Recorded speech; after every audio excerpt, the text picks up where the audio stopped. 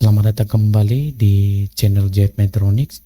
Pada kesempatan kali ini saya akan membahas tentang bagaimana cara settingan dasar untuk mikrotik.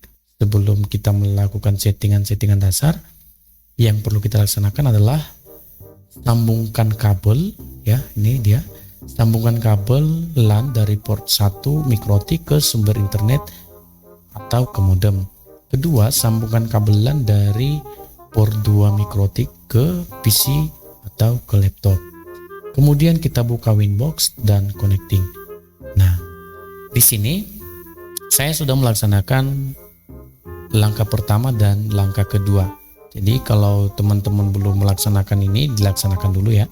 Setelah itu, setelah disambungkan kabelnya, kita langsung buka Winbox dan kita langsung koneksikan. Ini saya buka Winboxnya. Ini sebentar. Nah ini. Nah, oke, kalau sudah terbuka Winboxnya, kita langsung koneksikan ini. Kalau udah terhubung antara PC dengan mikrotik, ini akan muncul MAC address-nya ya. Kemudian setelah itu kita klik di bagian MAC address-nya ini, lalu kita klik connect. Sudah.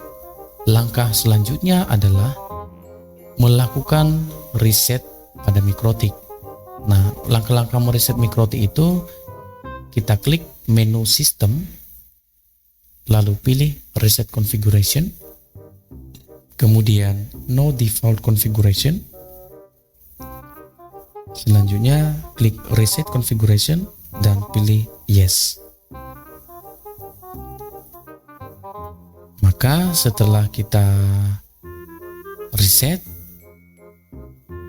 Winbox-nya akan keluar sendiri seperti tampilan di video ini, dan kita tunggu waktu proses resetternya itu antara 30 detik sampai dengan 1 menit ya, sambil memperhatikan indikator LAN yang terdapat di dalam mikrotik, apakah indikatornya itu menyala atau tidak. Jika sudah menyala, itu artinya mikrotiknya sudah selesai melakukan reboot atau sudah selesai melakukan reset, dan kita udah bisa langsung reconnect.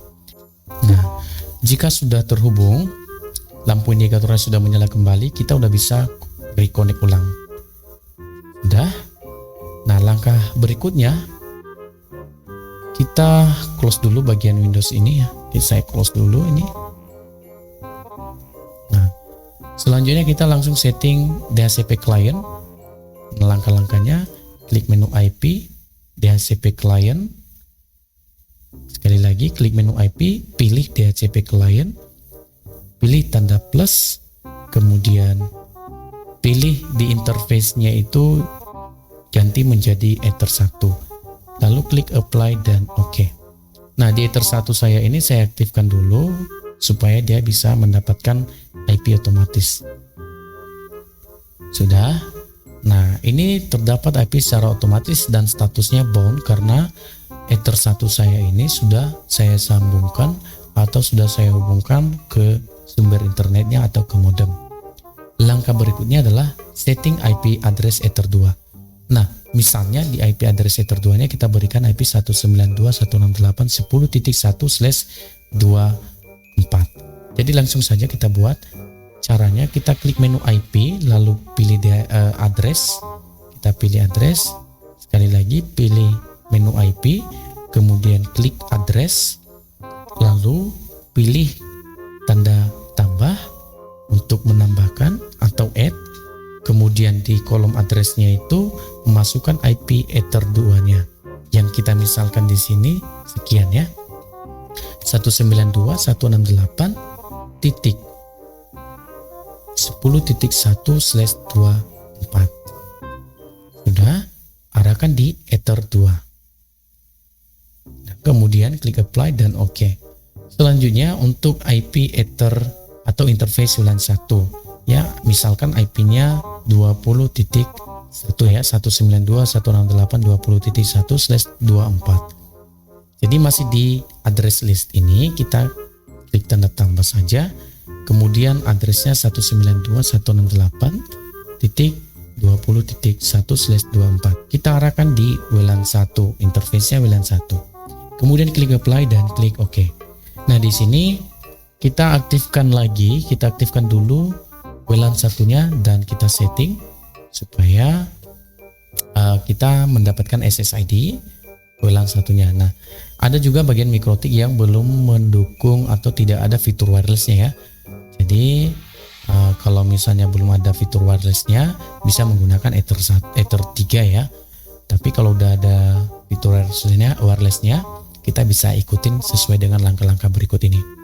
Nah, di sini IP-nya sudah selesai saya buat dan kelihatan bahwa WLAN 1 itu masih kelihatan merah. Itu artinya WLAN 1 itu masih belum aktif.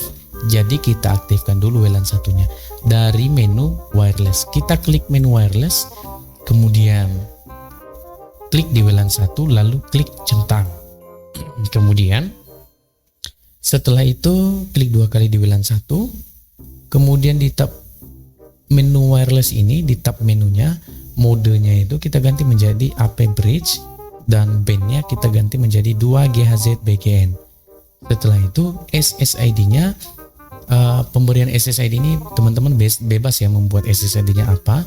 Misalnya saya buat praktek MikroTik. Sudah. Setelah kita buat SSID-nya, kita klik apply dan OK. Nah, kita lihat di sini kita sudah memiliki SSID ya. Selanjutnya kita setting DHCP server Ether 2 dan WLAN 1. Caranya kita klik dari menu IP, lalu pilih DHCP server. Dari DHCP server kita klik DHCP setup. Kemudian di DHCP server interface-nya kita berikan untuk Ether 2 dulu ya. Kita klik Ether 2 di DHCP server interface-nya, pilih Ether 2, kemudian pilih next, klik next, kemudian di sini next lagi, di sini next lagi. Nah, di address to give out-nya kita berikan IP pool-nya, misalnya saya buat di sini 50. Nah, ini artinya pembatasan IP mulai dari 192.168.10.2 sampai 192.168.10.50. Itu artinya IP yang dapat dikeluarkan oleh Ether 2 ini sebanyak 49 klien ya dari rentangan IP address to give out ini. Setelah itu kita klik next dan DNS servernya terisi secara otomatis dari sumber internet. Kemudian kita klik next lagi. Untuk list time, di list time ini kita bisa setting misalnya begini, 3D spasi 00.2.00.200. Artinya ketika si klien itu mendapatkan IP secara otomatis dari Ether 2, maka akan diberikan waktu selama 3 hari menggunakan IP tersebut. Nah, lebih dari 3 hari, maka IP tersebut akan diganti dengan IP yang baru. Setelah itu kita klik next dan kita klik OK. Selanjutnya untuk setting DHCP Ether 2 nya sudah, sekarang IP DHCP untuk WLAN satunya.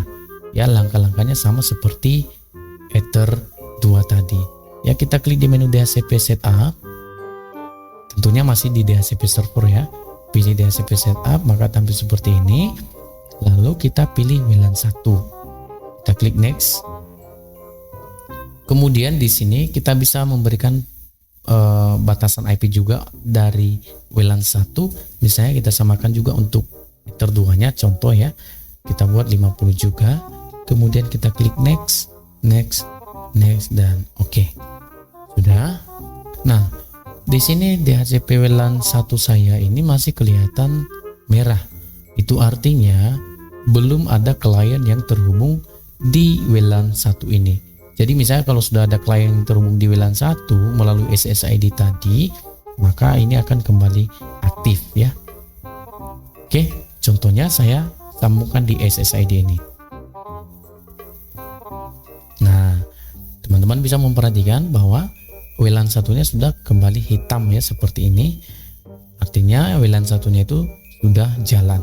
Jadi ketika misalnya saya diskonekkan di WLAN satunya ini atau di wirelessnya SSID-nya,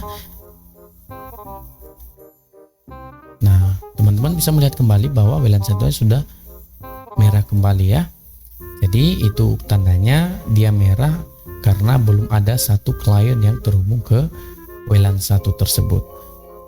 Selanjutnya kita setting firewall NAT. Untuk firewall NAT settingannya kita klik di menu IP, lalu kita pilih firewall. Nah, setelah itu kita klik di tab menu NAT, terus kita klik tanda tambah. Di new NAT role ini kita klik di general. Generalnya terdapat chain. Chainnya isinya adalah SRC NAT. Kemudian out interface-nya kita berikan di Ether 1 karena Ether 1 inilah yang terhubung ke sumber internet. Lalu action, di actionnya itu ganti menjadi masquerade. Nah, setelah itu klik apply dan oke.